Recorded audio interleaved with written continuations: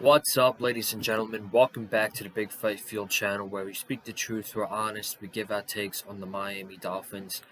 This is the last Miami Dolphins video for this season, and I absolutely hate doing these videos, but after every season, ever since I've done Dolphins content, I've done season reviews.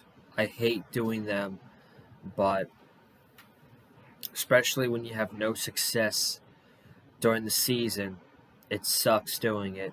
But we are here today to break down the 2023 season for the Miami Dolphins, and you're already getting comments from some of the players who are very, very frustrated by the way the season ended for the Miami Dolphins. If you guys did not know, last night, the Detroit Lions broke their 32-year playoff drought, and they've won a playoff game for the first time in 32 years, defeating the Los Angeles Rams 24-23, which I'm going to talk about at some point in this video, and I'm going to relate it to the Miami Dolphins. But now with that win from the Lions, that means that the Dolphins now hold the longest playoff drought in NFL right now, 24 years. They have the longest playoff drought in the NFL. They have not won a playoff game in 24 years. It's quite sad, it's embarrassing, and it's humiliating that we put all this faith and effort and all our pride for this team as a fan base, and these are the results that we get. This could not have been a worse weekend to be a Miami Dolphins fan. But today is the roster clean out from for the Miami Dolphins, and Javon Holland, he commented saying that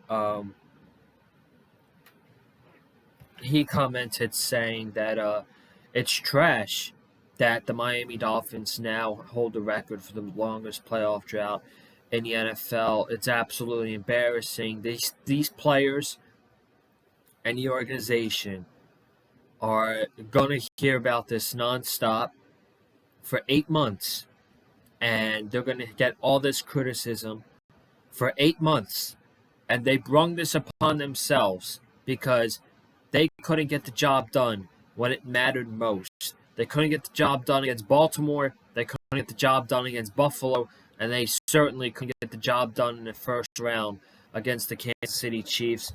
And then you're also getting comments from Teron Armstead, and retirement is an option. He's a 32-year-old left tackle, and for an offensive lineman in the NFL, 32 years old is pretty old. And for a guy like Teron Armstead, who's banged up all the time, your body wear and tears on you. And he basically said that he's talking like retirement could be an option this offseason. Hold on, let me find the tweet here. He's basically saying that retirement could be an option. This year was Super Bowl or bust, and he says he's not the type of person to keep playing when his body tells him that it's time to hang it up. And he's 32 years old. He's been injured almost every single season. At what point does your body say, I can't do this anymore?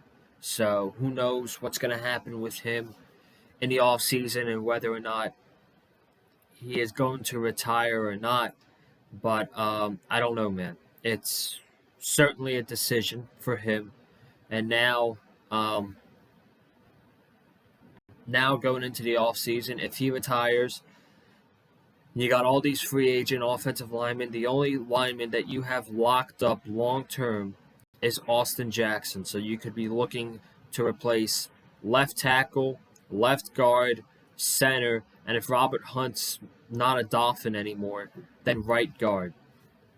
It's going to be a miserable offseason for the Miami Dolphins. And before we talk about the season, as a whole, as we look into free agency, the Miami Dolphins have some pretty big names on this list as free agents, and obviously, um, you know, the contract extension, the contract talks for Tua Tagovailoa is going to be a big talk this offseason. It's going to be one of the bigger topics, probably the biggest topic for the Miami Dolphins this offseason is whether or not Tua deserves that long-term extension or not. I'm going to talk about that in this video as well. But you're looking at these free agents for the Miami Dolphins, man. You got Christian Wilkins, Robert Hunt, Connor Williams, who has a torn ACL, and he's probably not going to play in the beginning of the season. I think he's as good as gone. They're going to not re-sign him because he's got a torn ACL. And knowing this team and Chris Greer saving money, Liam Eichenberg is going to be the starting center in 2024. Calling that right now. Andrew Van Ginkel is a free agent. Deshaun Elliott, Braxton Berrios, Cedric Wilson, Raekwon Davis, Eli Apple, Isaiah Wynn, and Brandon Jones. Those are your 10 free agents for the Miami Dolphins this offseason. I believe Kendall Lamb is also a free agent as well, but that's a lot of big names that need to be paid. And look, I think the person on the top of this list, the two people on the top of this list, is Christian Wilkins and Robert Hunt. I mean, Christian Wilkins has been the heart and soul of this Miami Dolphins team of this defense for many years now. And he was even so when Brian Flores was the coach for the Dolphins. He was really good, and he's playing like a first-round pick. And this season, I believe he got 10 sacks, maybe 9.5. But he bet on himself this season.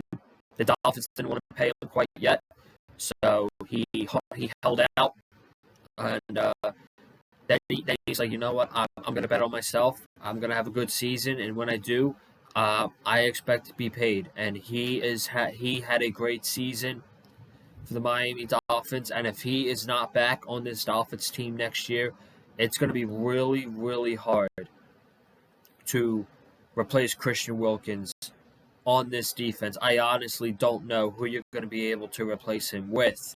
And for Robert Hunt, he came in, I believe, 2019, and he's been awesome.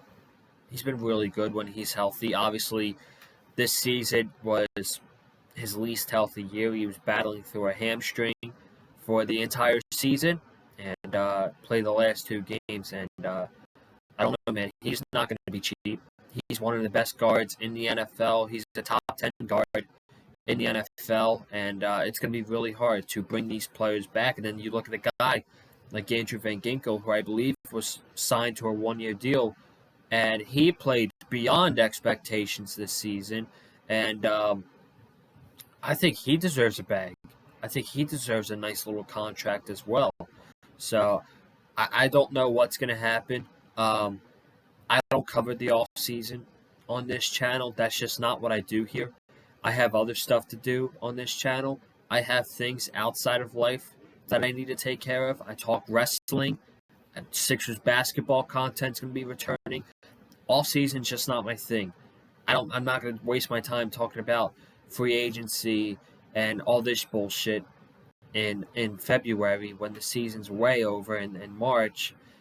I'll do the same thing I do every year. If a big signing happens in March, like Jalen Ramsey last year, then shit, I'll pop up and do a video for 15 minutes. NFL draft, I'll do a video. Schedule release, I'll do a video.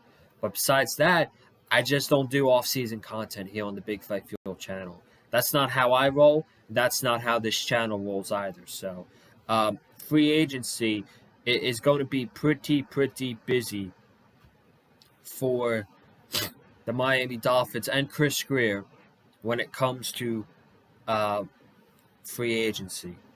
And I see a tweet here on Twitter. Someone said about Toronto and said this could be bad and good. Cap money helps us out. But do we think Kendall Lamb is a full-time starter in his place? I think Kendall Lamb's a good backup. I don't think he's a full-time starter in left tackle. But I don't know, man. We'll see what happens with Teron Armstead and his deal, whether or not he's going to retire. I wouldn't be shocked. He's injured every single year. He's missing multiple games every single season. And at some point, how much can your body take, you know? So, okay. So, before we dive into the season, if you haven't already, be sure to go ahead and check out the season, the reaction to the Dolphins losing to the Kansas City Chiefs. No heart whatsoever, and a 26-7 loss. Tua Tagovailoa played like garbage. Mike McDaniel coached another terrible game, made terrible calls, and the way we're gonna do this is we're gonna talk about the season. Then we're gonna talk about McDaniel. Then we're gonna talk about Tua. Then we're gonna talk about the defense, and then we're gonna get in. I want to talk about a little bit about the Lions game last night. So, let's just dive right into it. I'll have the Chiefs Dolphins recap video in the last 20 seconds, and if you want to check it out, it'll pop up in the last 20 seconds. And if I sound different, kind of catching on to a cold, so I apologize for that. But let's talk about this season, man, and you see it in the title of the video. It's another failed season for the Miami Dolphins. 4 years in a row, they collapse late in the year when it mattered most. 2020 was supposed to be another rebuilding season for the Miami Dolphins, but Brian Flores and the defense was awesome in 2020 for the Miami Dolphins. And Tua Tagovailoa, that was his rookie year. Fitzpatrick was the backup, and they lost to Buffalo the last week, and they didn't make the playoffs. In 2021, they had a 7-game losing streak, a 7-game winning streak. They're 8-7. They get to the 7th seed in the playoff spot, week 17. They got to go on the road and play the Tennessee Titans. Win, and you're in the playoffs. They lost big time in that game. And that was the year Brian Flores got fired because of his treatment of Tua Tagovailoa. Then 2022, Mike McDaniel comes in. The team trades for Tyreek Hill. They trade for Bradley Chubb. They sign Teron Armstead. And by the way, a lot of people are blaming Chris Grier. Or not a lot, but some people are blaming Chris Grier. In no shape or form should Chris Grier get the blame in all of this. Chris Grier is not coaching the team. Chris Grier is not calling the plays. Chris Grier is trying to get the best possible players on this team for this team to be successful. He knocked it out of the park in 2021, drafting Waddle and Jalen Phillips and Javon Holland. That was a phenomenal draft for Chris Grier. 2022 wasn't a good draft at all. 2023, they drafted Devon Achane. So don't get started at me. And he goes out there and he trades for Tyreek Hill, Bradley Chubb, Jalen Ramsey, signs Teron Armstead, signs Connor Williams. Don't start that it's Chris Grier's fault. None of this is Chris Grier's fault because Chris Grier has gone out and get you the best possible players like Tyreek Hill, like Jalen Ramsey, and yet you still can't win in the postseason. You can't win. So, where the hell was I? I went on a tangent about people blaming Chris Grier, and I forgot where I was. But the collapse, okay. 2021, winning year in the playoffs against the Titans, they lose. 2022, Mike McDaniel comes in as the new head coach for the Dolphins. Tua's confidence is boosted up because of Mike McDaniel. It's a new leash on life for Tua Tagovailoa. He's got all-time confidence now. In 2022, he battles with concussion injuries. He had 3 concussions in 2022. A lot of people were saying his career was going to be over. But late in the season, the Dolphins are 8-3, and they lose 5 games in a row. Then they beat a shitty Jets team 9-6 or 11-6 with Skylar Thompson at quarterback to face Buffalo in the playoffs, and you lost. So that's another failure of a season. And then this year, 9-3, 5 games left, 3-game division lead. Not only do you blow your opportunity at being the number 1 seed, not only do you blow a 3-game division lead with 5 games left, which is the first time ever that happened in NFL history, with 5 games left, a team with a 3-game lead blew the division. So you got that to hang your hat on.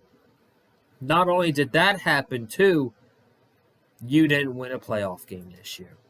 And the expectation, I had 4 expectations. 4 for the Miami Dolphins this season. It was for Tua to stay healthy, for Mike McDaniel to fix his mistakes from the 2022 season, for the Miami Dolphins to win a playoff game, and for the Dolphins to beat good teams. Because last year, late in the season, they couldn't beat good teams. Only one of those was accomplished, and it was Tua Tagovailoa staying healthy. And what did we get rewarded for Tua staying healthy? Half the team being injured this year, which is another big thing that happened this season, late in the season. And it basically all started because I remember the Dolphins were coming off their bye, and they were as healthy as they could be for the entire season. They nearly had a healthy roster against the Las Vegas Raiders outside of Robert Hunt at the time, who didn't play in that game.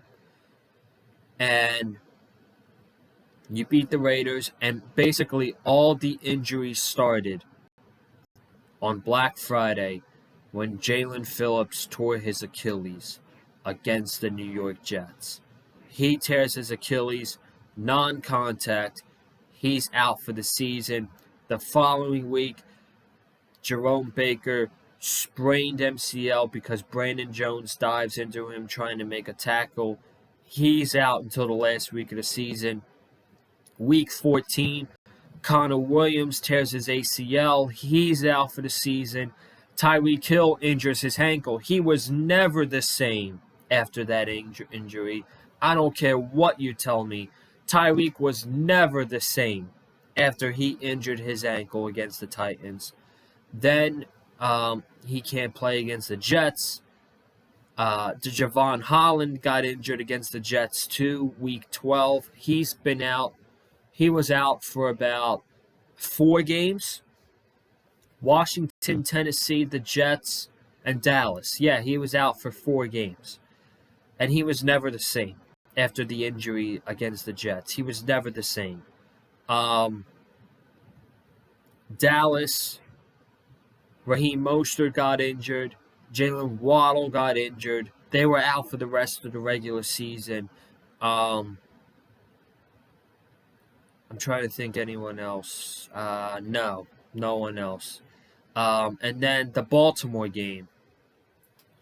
Xavier Howard gets injured. He's out for the season with a foot injury. Bradley Chubb is in the game when the Ravens are winning 49-19 with 3 minutes to go. He tears his ACL in a non-contact injury. He's out for the season. He's probably going to be out for most of the next season too. And he's probably not going to be the same until the 2025 season.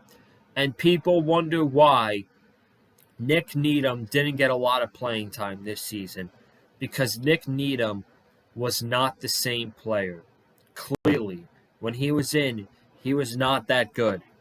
The only player that recovered from a serious injury last season and played well this season, in my opinion, was Brandon Jones. Brandon Jones coming off a torn ACL, and I thought he played really good this season, and it's going to suck when he's a free agent and if the Dolphins don't re-sign Brandon Jones, because he's a very, very good safety in my opinion.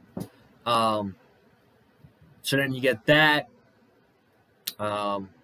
against Baltimore, and then the final week of the season, you're going into this game against Buffalo for the AFC East on crutches, basically, with your defense, practice squad players. Melvin Ingram's been on the roster for 3 weeks. And in that same game, 2 pass rushers go down. Andrew Van Ginkel and Cameron Good. The Dolphins are down to 2 pass rushers. Jerome Baker fractures his wrist against the Bills. He's out for the season. He's had 2 injuries this season. And you're stuck out there with guys like Eli Apple and Duke Riley, who stinks, and Melvin Ingram and Justin Houston and Bruce Irvin. It was atrocious, the injuries, especially on the defensive end. So, yeah, the Dolphins had a lot of injuries. They probably had the most injuries in the NFL this season, and the timing was so bad because it was late in the season. But what I will say about the injuries was, even though they sucked and they probably affected us from not winning a playoff game, because I guarantee you, if they have those players, the Dolphins probably would have won a playoff game this year. But that's not an excuse, because injuries was not the reason why they lost to the Buffalo Bills and the Chiefs. It was the offense, and it was the play calling from Mike McDaniel and the execution, the poor execution from Tua Tagovailoa. And this is where I get into Mike McDaniel. Right? I'm not going to go over every single game of the season. You guys know what happened. The Dolphins went 11-6. They beat up on the crappy teams. They were 1-6 this year against good quality playoff teams. And the one win they had this season was against the Dallas Cowboys, who lost at home to the Green Bay Packers in the first round of the playoffs.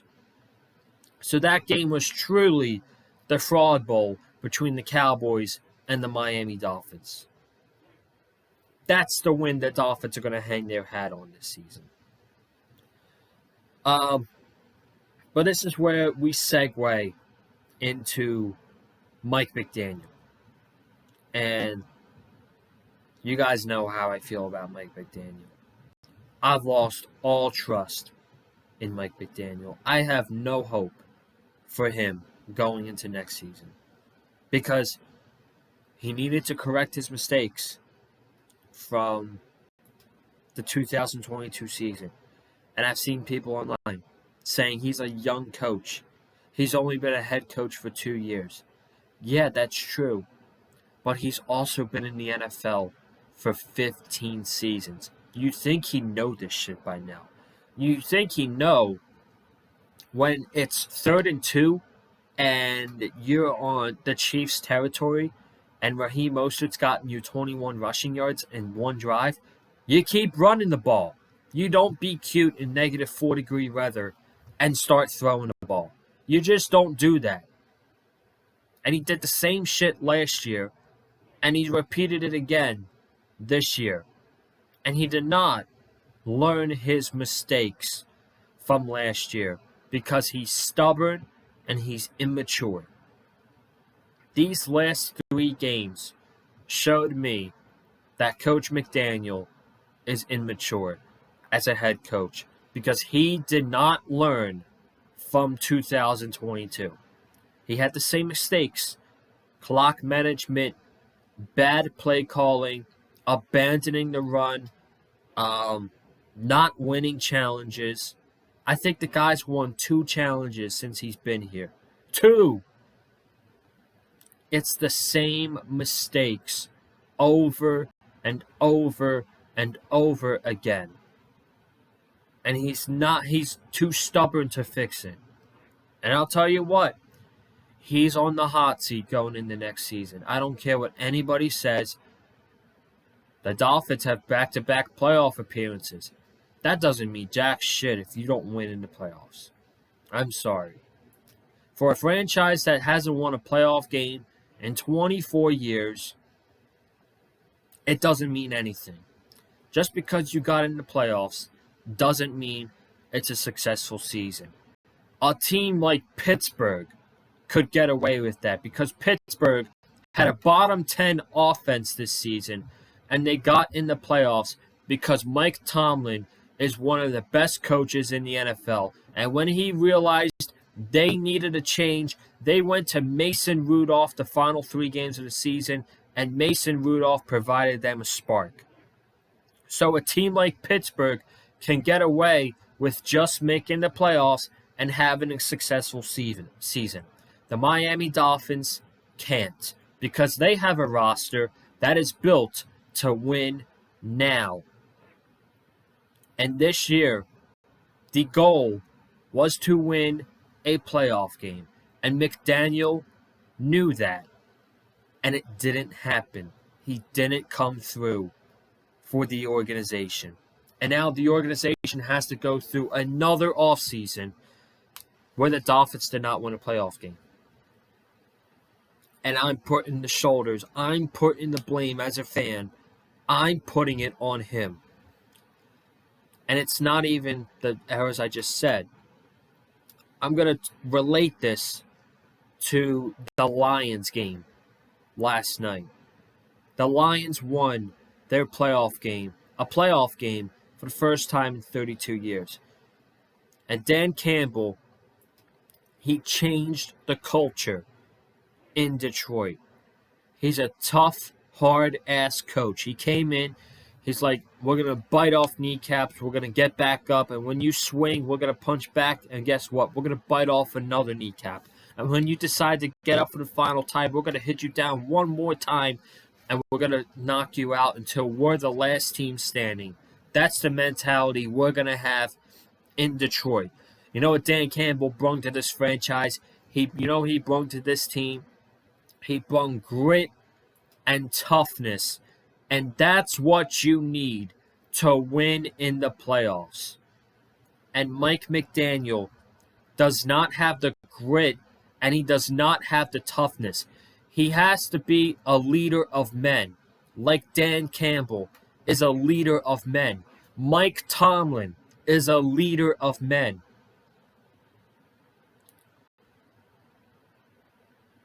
Mike McDaniel is a student's favorite teacher type of person.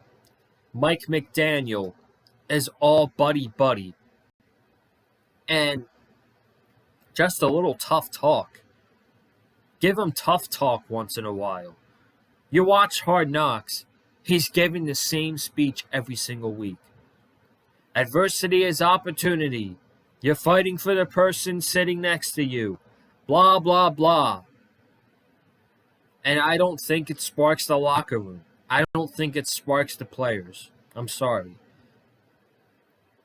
And that's got to change. He's got to give his players some tough love. It doesn't have to be all buddy-buddy. Hey, if you make a mistake, fuck it. Who cares? Go to the next play. No, give him tough love.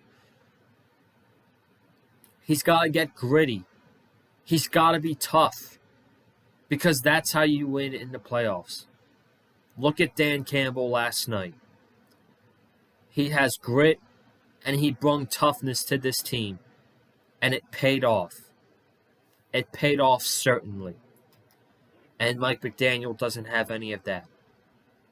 He's horrendous at every aspect of the game. Calling the game, calling the plays, clock management, managing his timeouts, challenges, abandoning the run, every aspect of the game. On game day, he's failing. He's good at, scheming up his offense, managing the offensive line. He's good at that stuff, right? giving Tua confidence. He's good at that stuff. But his game day operations for the past 2 seasons have sucked. It's been really, really, really bad. And that's got to change. That's got to change. Because if he doesn't change in the 2024 season, and it's the same mistakes over and over again, I promise you, this time next year, I might save this as a clip to save it for next season. But I promise you, this fan base is either going to be screaming for him to get fired, or he's already going to be out the door.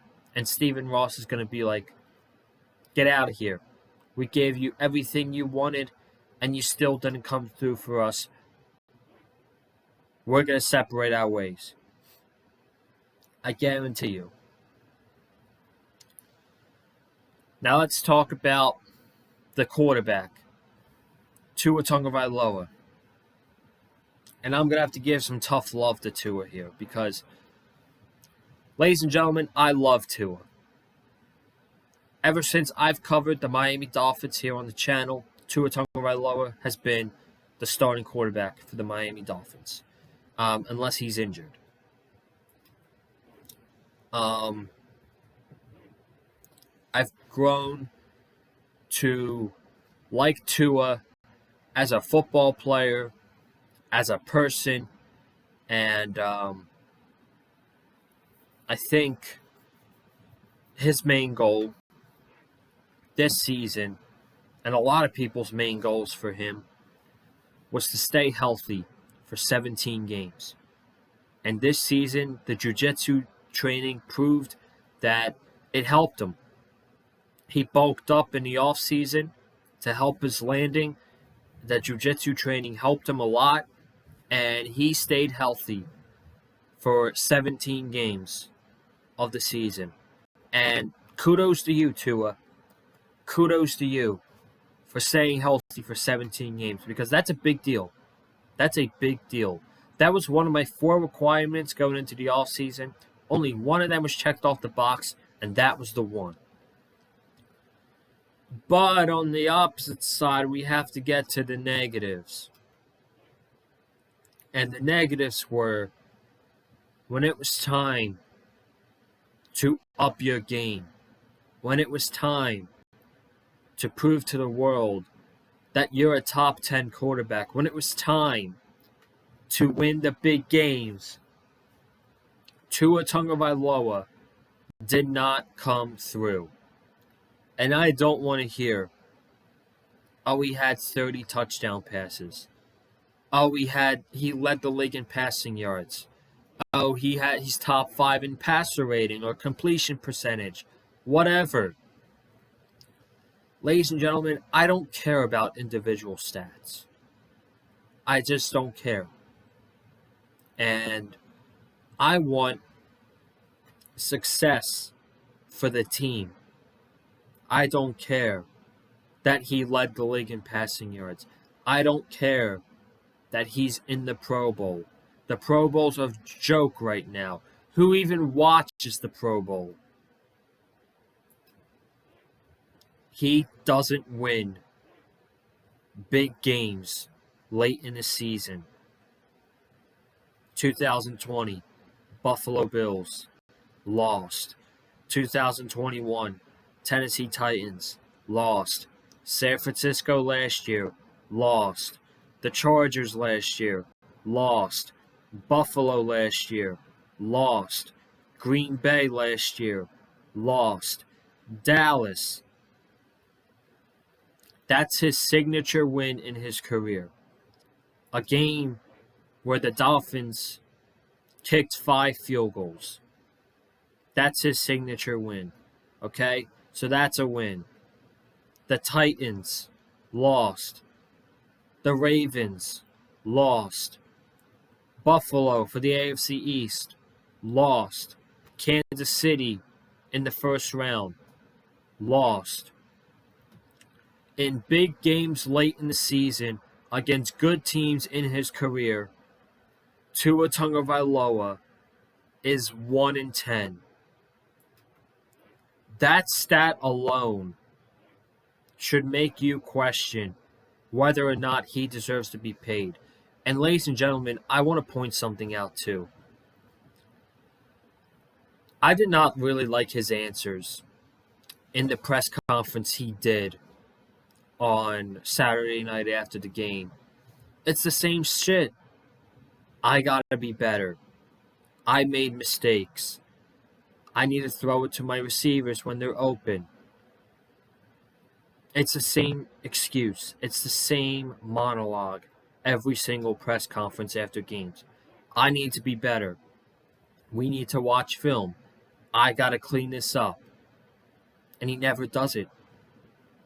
And something that he had, and as much as he hated Brian Flores, and Brian Flores hated Tua, something that he had with Brian Flores that he doesn't have with Mike McDaniel, he has that killer instinct.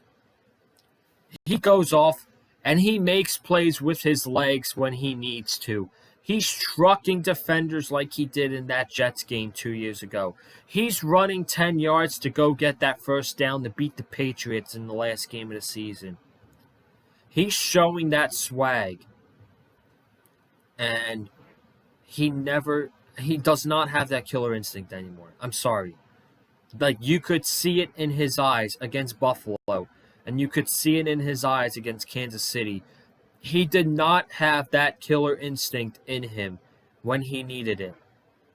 And he needs that.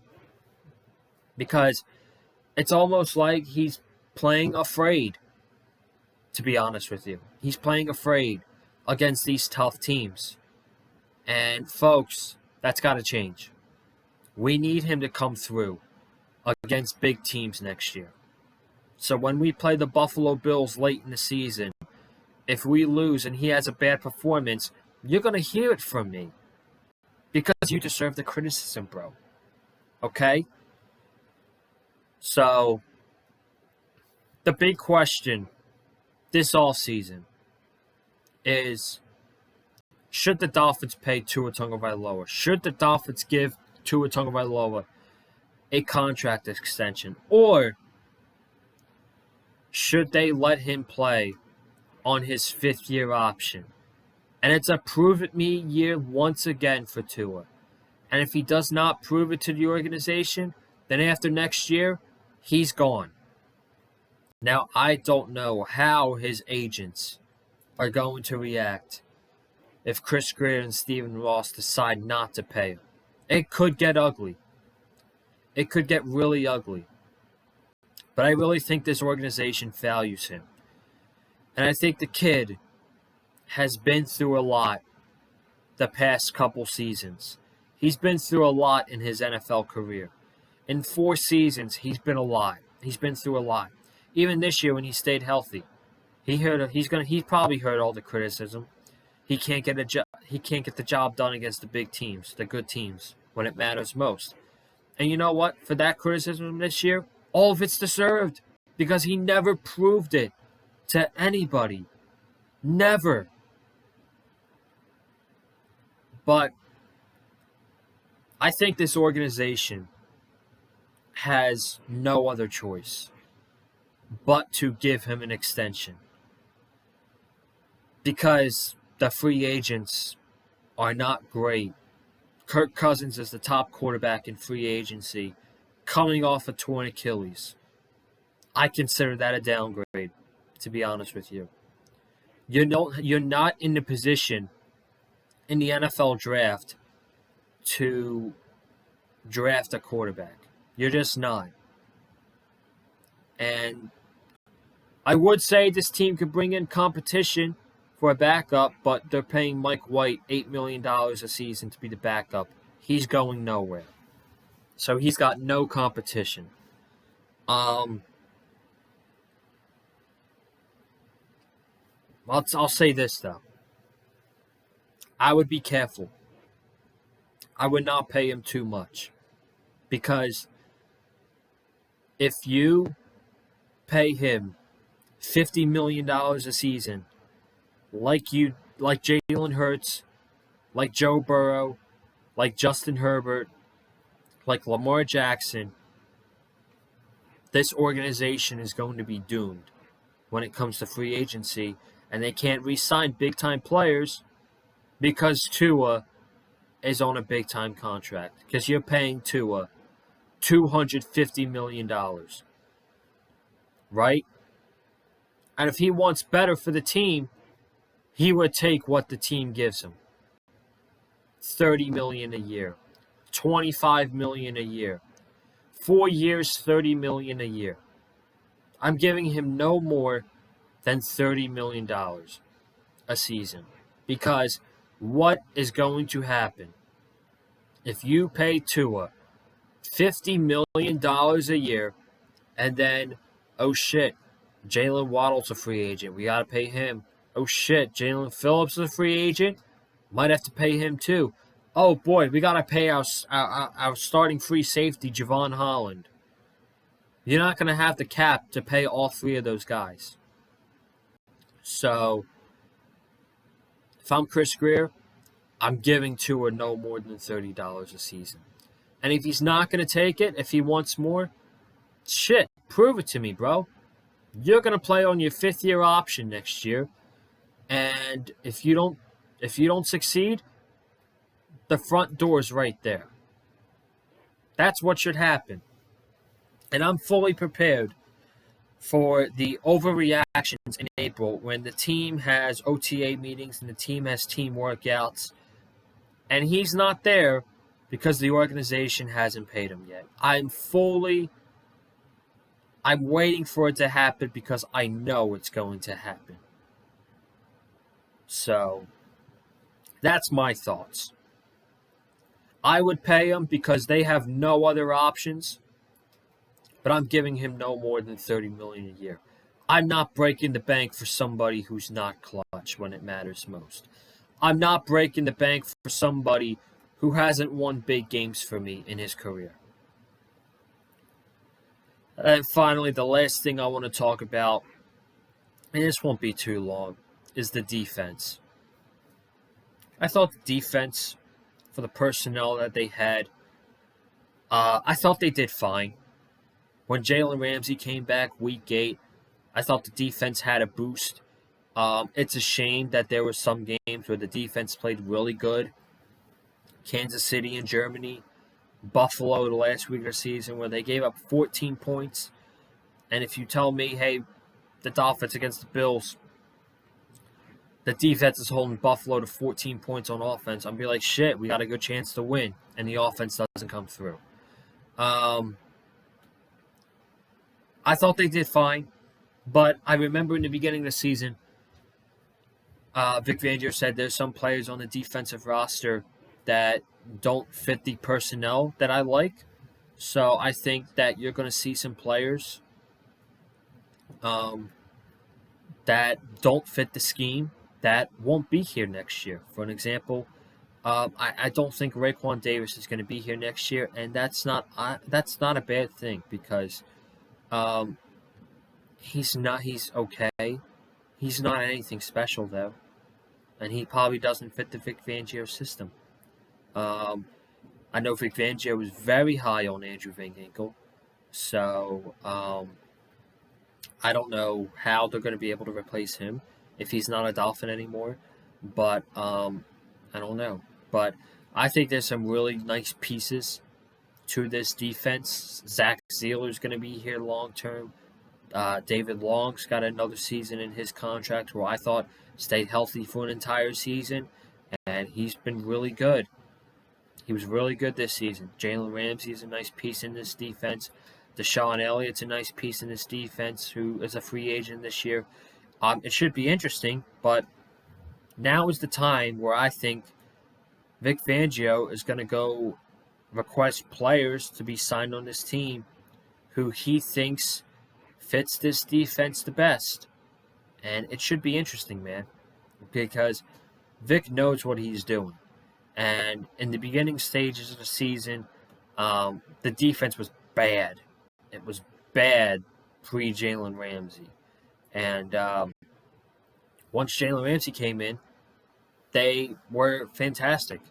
Outside of 3 minutes against the Tennessee Titans and the entire game against Baltimore, they pretty much did their job. And they did the best they could against Buffalo, and they did the best they could in the playoffs, holding Mahomes and Kansas City to field goals. But once again, offense couldn't come through. So I got faith in Fangio and his scheme. Overall, I thought they were fine. They know nothing special, but I'm hoping to get more of an expansion for Fangio next season, and I'm excited to see the personnel he brings in. So should be good. And one thing I would keep out for is the Eagles took the play calling away from Sean Desai on the defensive end. He might be fired at the end of the season. Sean Desai's a big Vic Fangio guy. Would not be shocked if he's on the defensive staff next year for the Dolphins. So, that's it, man. This was the last video of the season for covering Dolphins on the channel. I want to thank everybody who tuned in every single week, watching my Dolphins content ever since preseason, from August all the way until January. It's been a fun 5 months. We've had ups. We've certainly had our downs this season. At the end of the day, 2023 was another failure for the Miami Dolphins. It's going to be a long 8 months for the Dolphins. But I'm going to miss doing content, man. This was a very fun season, doing content, especially late in the season, ever since the Cowboys game. I mean, the views have been unbelievable. Nearly 2,000 views on the vlog at Baltimore. Over 1,000 for me talking about the Bills-Dolphins game. I think one of my videos about Mike McDaniel has nearly 700 views, which is really, really good. So I appreciate all the support, man. I really do. We gained so many subscribers throughout the season. We're up to 542 subscribers. So we're halfway there. We're almost halfway there to 600 subscribers. Hopefully, I'm at 600 going into next season. Again, I don't treat this like a job, but I have a passion for sports. I have a passion for the Dolphins, and I have a passion for wrestling and basketball, the 76ers. And for all the wrestling fans out there, I'm back. I'm going to be reviewing AEW every single Wednesday from now on. I'm back full-time, baby. And Sixers content should be starting very, very soon here on the channel. I got to pick my time to when I want to start that content. Right now, they're in third place in the Eastern Conference, and Bede's battling with a knee injury. Need him healthy for the playoffs, man. And it kind of stinks, too, because I feel like the regular season now is devalued in the NBA, which really stinks. All anyone cares about is the playoffs, but I'll still make content for the Sixers. So for those of you that want to stick around as Dolphin fans and you're a wrestling fan, man, be sure to check out my content on Wednesday nights when we talk about AEW. And also the Royal Rumble's coming up, and I'm definitely going to be doing a Royal Rumble review this year. I'm going to be reviewing the Royal Rumble on the Big Fight Field channel. So I'm out. Thank you guys so much who've supported me throughout the season with the Dolphins content. This is it. This is the last video of the season. Be sure to subscribe, comment down below, hit the like button if you like what you heard from me. Follow me on Twitter at Colin_Joseph. I will be live tweeting during Dynamite on Wednesdays now. I'm probably going to take a step back from Dolphins Twitter and head on over to Sixers Twitter, follow some new Sixers fans. And that's it, man. I'm out. And I will see you guys Wednesday night. talking about AEW Dynamite here on the Big Fight Field channel. Have a good one. Stay safe. And as always, stay classy. I'm out. Peace.